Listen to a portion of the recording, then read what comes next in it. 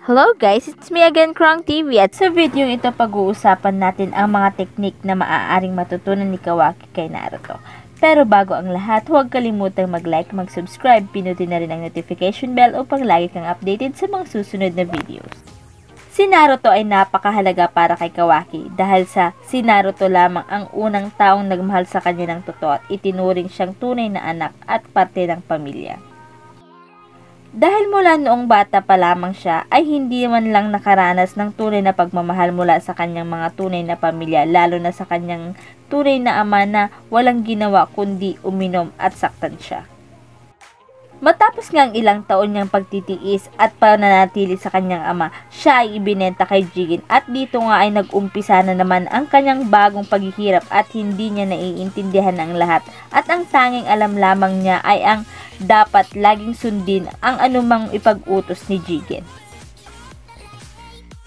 Ngunit matapos ang ilang panahon na nakaranas ang katawan ng iba't ibang paghihirap na hindi lamang injection ang naranasan nito, kundi ang hagupit at mga suntok kapag siya ay hindi nakakasunod sa mga sinasabi ni Jigen. Nakaranas si Kawaki ng masayang pamilya sa piling ni Naruto. Siya ay nagkaroon ng pamilya, ama, ina at mga kapatid na tunay na nagmamahal sa kanya. Matapos ngang mawala ni Jigen o ni Ishiki, si Kawaki ay nanatili pa rin sa Konoha sa pangangalaga ni Naruto. At siya ay muling tuturuan ni Naruto katulad ng dati, habang si Boruto ay nasa paglalakbay kasama si Sasuke. Kahit pa dati ay sandali lamang naturuan ni Naruto si Kawaki, nagawa nga nitong mamaster ang Shadow Clone technique na ginamit niya upang maloko si Ishiki at ang Fire technique na ginamit lang niya ng One Hand Seal. At kung ipagpapatuloy ni Naruto ang pagtuturo kay Kawaki, hindi imposibleng si Kawaki ay magkakaroon ng lakas at ability hindi mo inaakala. Ngunit sa nakaraang laban, si Naruto ay halos mamatay na at walang malay. Hindi ito kagaya ng dati at dito nga ay mayroong suspetsa si Sasuke na mayroong nangyari kay Naruto. Kung ang Boruto manga story ay magiging katulad ng Naruto Hidden Series novel kung saan si Naruto ay katulad ni Hagoromo na hindi maaaring mawalan ng chakra. So, katulad nito, bago siya mamatay, si Naruto ay magbibigay kay Kawaki ng isang bagay na bilang kanyang estudyante at bilang kanyang anak. At ito nga ang mga bagay na ibibigay ni Naruto kay Kawaki. Number 1, ang pamilya. Sa kabila ng naranasan ni Kawaki sa piling ng kanyang tunay na ama na namuhay siya nasabik sa pagmamahal ng kanyang mga magulang, matapos nito ay si Kawaki ay nakaramdam ng kalayaan dahil sa iniwan niya ang kanyang manginginom na ama na lagi siyang sinasaktan. Ngunit ang sitwasyon ay lumala mula noong siya ay napunta sa pangangalaga ni Jigen. Dito ay nakaranas siya ng matinding pananakit. Dahil sa siya ay nabuhay ng punong-puno ng sakit at pasakit, kaya naman hindi niya magawang magtiwala sa kahit sino. Ngunit ang lahat ng ito ay nagbago mula noong siya ay namuhay kasama ni Naruto na nagpresenta upang mangalaga kay Kawaki. Sa una, si Kawaki ay may pag-aalinlangan pa rin na paniwalaan sila, ngunit dahil sa pagmamahal na ipinakita ni Naruto, nagawa nga nitong makuha ang loob nito. At dahil dito, nagawa ng magtiwala ni Kawaki. Ang pagmamahal na hinahanap ni Kawaki ay natagpuan niya sa pamilya ni Naruto. Si Naruto na nagligtas sa kanya. Matapos ngang mawala ni Naruto, si Kawaki ay mananatili sa pamilya ni Naruto at dito nga ay mamumuhay siya ng parang isang ordinaryong tao at dito ay poprotektahan niya ang pamilya na nag-ampon sa kanya. Number 2. Pamamanahan ito ng iba't ibang teknik. Ang combat technique ang ginagamit ng shinobi upang sila ay manalo sa pakikipaglaban.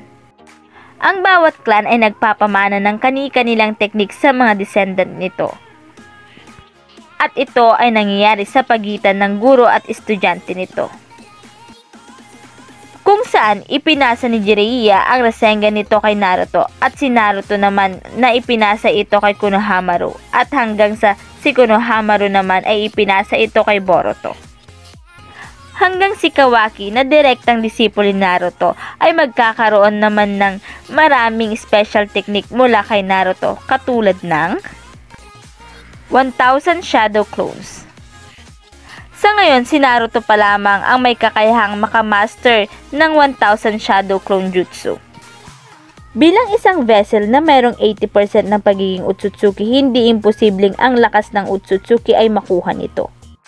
Ang mga Otsutsuki ito ay may kanya-kanyang unique technique. Hindi lang yan, dahil ang kanilang chakra capacity ay pantay o mas higit pa sa mga tailed beast.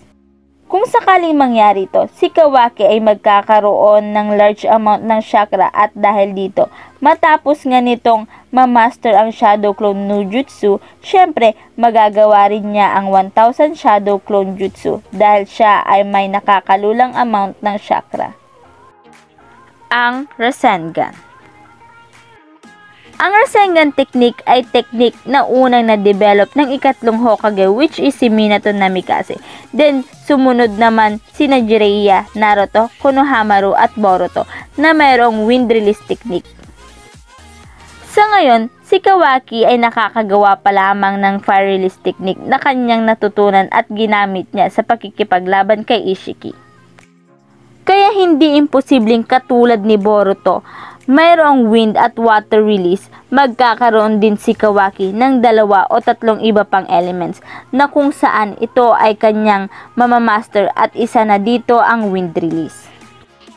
Gamit ang wind release na mayroon siya, matututunan ni Kawaki ang Rasengan technique at ito ay ituturo ni Naruto sa kanya at kasama rito ang iba pang elements. Kapag nagawa na nga niyang mamaster ang Rasengan at ang pagkontrol ng chakra, hindi imposibleng si Kawaki ay mapagsasama niya ang Rasengan at fire technique at makakagawa ito ng fire Rasengan katulad ni Jiraiya. Sage mode at summoning technique.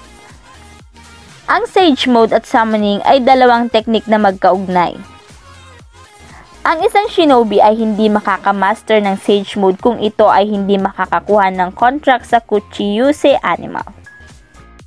Katulad ni Konohamaru na mayroong 2 kontrata sa 2 Kuchiyose matapos niyang mapag-aralan ito.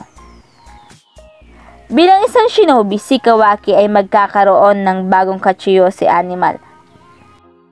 Matapos nga nitong magkaroon ng kasunduan sa Beast Kuchiyose, si Kawaki ay matututo ng Sannin mode na sa ngayon ay si Naruto pa lamang ang nakakagamit nito. At ang pagkakaroon ng 2 Kuchiyose animal, si Kawaki ay matututo ng 2 Sage mode na gagamitin niya sa pakikipaglaban. Number 3, ang chakra ni Naruto. Katulad ni Kushina at Minato na nag-install ng chakra kay Naruto noong sinil si Kurama, si Kawaki ay magkakaroon din ng chakra ni Naruto sa parehong paraan.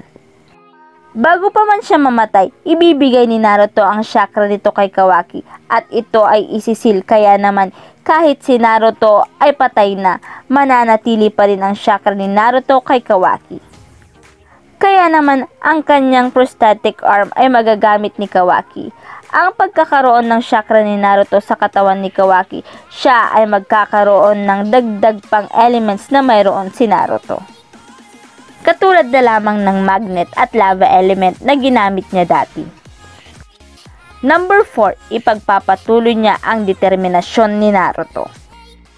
Sa ngayon, palaisipan pa rin kung sino nga ba ang tunay na wawasak ng Konoha. Sa future footage ng anime series ng Boruto na mistulang napakalakas ang paglalaban at sa trailer nga makikita na si Kawaki at Boruto lang ang nandoon. Sinasabi siguro ng iba na si Kawaki ang may kagagawan nito, ngunit tingnan natin ang mga nakaraang laban na ayaw mamatay ni Kawaki si Naruto. At dito rin ipinakita ni Kawaki ang pagmamalasakit niya kay Naruto. Kaya naman, may possibility na hindi si Kawaki ang sumira ng Konoha na kung saan ito ang kanyang bagong tahanan. Dagdag pa rito ang matututunan ni Kawaki na ninjutsu at taijutsu.